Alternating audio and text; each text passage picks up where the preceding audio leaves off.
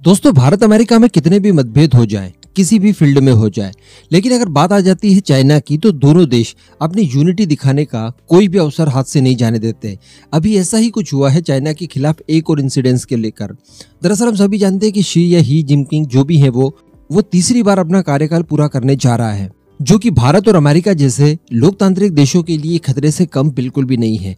अब इन सबको लेकर उसका स्वागत तो करना ही चाहिए था, तो अमेरिका और भारत ने इस तरह की चीजें की भी। जी हाँ, सीधे परमाणु पनडुब्बियों से चाइना की तीसरी बार बने राष्ट्रपति शी जिनपिंग का स्वागत किया है, और इतना शानदार किया है कि आप पूछिए मत। आगे मैं आपको सब कुछ डिटेल में बताने वाला हूँ, आप बस वीडियो को एकदम एंड तक देखते हुए चैनल को सब्सक्राइब जरूर कर दीजिएगा। दोस्तों देखिए, अगर अमेरिका और चाइना के बीच में कोई युद्ध होता है तो भारत बीच में हस्तक्षेप करेगा या नहीं करेगा, इसके ऊपर कहा नहीं जा सकता।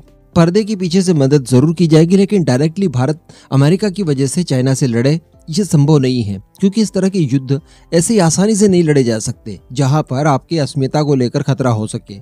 एक दिन युद्ध लड़ने से आपका देश एक साल पीछे जाता है। वहीं अगर बात की जाए भारत और चाइना की युद्ध की, अगर ऐसा कोई संभावित युद्ध होता है तो आप बिल्कुल लिख लीजिए कि अमेरिका बीच में कभी नहीं आएगा, किसी भी परिस्थिति में नहीं आएगा। लेकिन अगेन मैं ये कहूंगा कि वो पर्दे के पीछे से भारत का सहयोग जरूर करेगा। हालांकि भारत ने भी एक बार कहा था, भारत की आर्म्ड फोर्सेस की तरफ से ये कहा गया था कि हमें किसी की कोई मदद नहीं चाहिए। जो हथियार हम लोग खरीद रहे हैं वो एक तरह का बिजनेस है, वो कोई मदद वगैरह नहीं है। उसके लिए प्रॉपर हम लोग पैसे देते हैं, तो जो हथियारों की कमी हमारे पास है वो डेफिनेटली हम लोग फुलफिल करने के लिए अपने मित्र राष्ट्रों से हथियार खरीदेंगे। लेकिन इसका मतलब ये नहीं है कि हम लोग ये एक्सपेक्ट कर रहे हैं कि हमारा युद्ध होगा तो बीच में अमेरिका आएगा या हम लोग अमेरिका को सहायता के लिए बुलाएंगे। ऐसा कुछ नहीं है। हम अपने खुद के दम पर चाइना को हराने का दम रखते हैं। लेकिन दोस्तों फिर भी देखा गया है कि चाइना के मामले को लेकर यूनिटी दिखाने की कोशिश की गई है। पिछले कुछ समय से अमेरिका और भारत बिल्कुल अलग दिशाओं में भाग रहे थे। अगर बात की जाए पाकिस्तान की, पाकिस्तान की मदद के पक्ष में बिल्कुल खड़ा है अमेरिका, लेकिन भारत काफी दूर है। वैसे यहाँ पर इस बात को ऐसे कंसीडर किया जा सकता है कि पाकिस्तान की कितनी भी मदद कर दी जाए, उसका इस लेवल तक आ जाना कि वो भारत को नुकसान पहुंचा पाए, पॉसिबल नहीं है। लेकिन चाइना के मामले को लेकर देखिए किस तरह से यूनिटी दिखाई गई। हम सभी जानते हैं कि कुछ ही समय पहले भारत की तरफ से अपनी पहली परमाणु पनडुब्बी यानी INS अरिहंत से एक बैलिस्टिक मिसाइल को लॉन्च किया गया। वैसे अभी तक गवर्नमेंट की तरफ से ये ऑफिशियली नहीं बताया गया कि वो मिसाइल कौन सी थी, K-15 सागरिका मिसाइल थी या फिर K-4 थी। लेकिन अंततः जो भी हो, दोनों ही मिसाइलें हमारे पास मौजूद है, दोनों ही मिसाइलें ऑपरेशनल है। तो किसी भी मिसाइल का परीक्षण किया गया हो, दोनों ही चाइना को बहुत बड़ा डेंट दे सकती है। और मैं आपको बता दूं कि इस तरह की चीज भारत की तरफ से पहली बार की गई है। इन मिसाइलों का परीक्षण वैसे पहले किया गया था, लेकिन वो पेंटून से किया गया था, लेकिन इस बार डायरेक्टली सबमरीन से किया गया। ये वही दौर था जब चाइना के राष्ट्रपति अपने तीसरे कार्यकाल की ओर आगे बढ़ रहे थे। इसी के साथ साथ भारत की तरफ से अग्नि प्राइम का परीक्षण किया गया। किसी समय भिखारी पाकिस्तान ये कहता था कि अग्नि प्राइम मतलब पाकिस्तान, और पाकिस्तान को ध्यान में रखकर ये मिसाइलें बनाई गई है।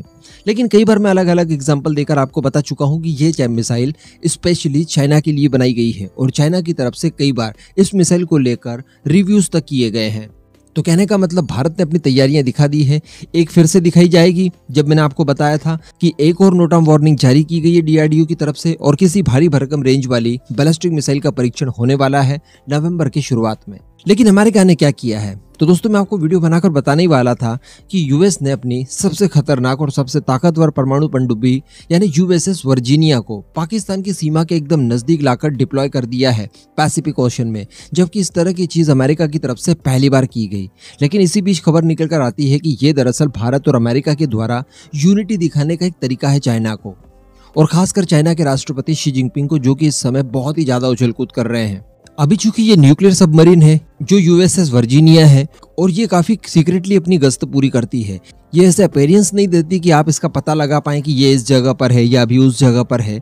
लेकिन यहाँ पर आश्चर्य सबको तभी हुआ जब पाकिस्तान के नजदीक इसने अपना अपीयरेंस दिया और अपने आप को एक्सपोज किया, और प्रॉपर अमेरिका की तरफ से इस न्यूक्लियर सबमरीन के डिप्लॉयमेंट की खबर दी गई कि ये पाकिस्तान के आसपास पैसिफिक ओशन में हम लोगों ने डिप्लॉय की है। तो इसका अपीयरेंस देना, इसके बारे में बताना कि ये कहाँ पर डिप्लॉयड है, तो इन सारी चीजों को एक्सपर्ट बता रहे हैं कि ये असामान्य घटना है, ऐसा पहले नहीं होता था और ना ही आगे कभी होगा।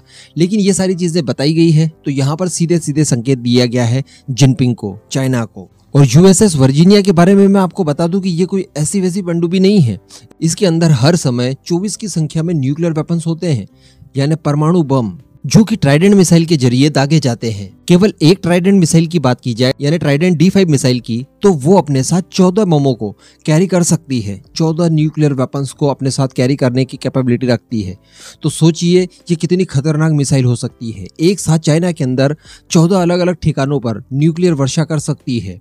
तो इस तरह की चीजें निकलकर सामने आई है। तो इन सभी चीजों को एक्सपर्ट्स ये बता रहे हैं कि अमेरिका भारत की तरफ से खुली चुनौती है शी जिनपिंग को। बताया गया है कि देखिए, हम लोग आपके मामले में एटलीस्ट यूनाइट हैं और आपको डेंट पहुंचा सकते हैं। और जहां पर अमेरिका ने दूसरा संदेश ये दिया है कि पाकिस्तान, जो कि आपका इस समय प्रॉक्सी बना बैठा है, आप उसके दत्तक पिता हैं, उससे भी हम लोगों ने अपने कैंप में वापस ले आया है। तो जो पाकिस्तान के अंदर चाइना की प्रेजेंस और बढ़ने की आशंका जताई जा रही थी और पाकिस्तान को पूरी तरह से ऑक्यूपाई ही लगभग चाइना कर लेगा, इस तरह की चीजें हमें कुछ समय पहले देखने के लिए मिल रही थी, उसी चीज को कहीं ना कहीं यहाँ पर चैलेंज किया गया है।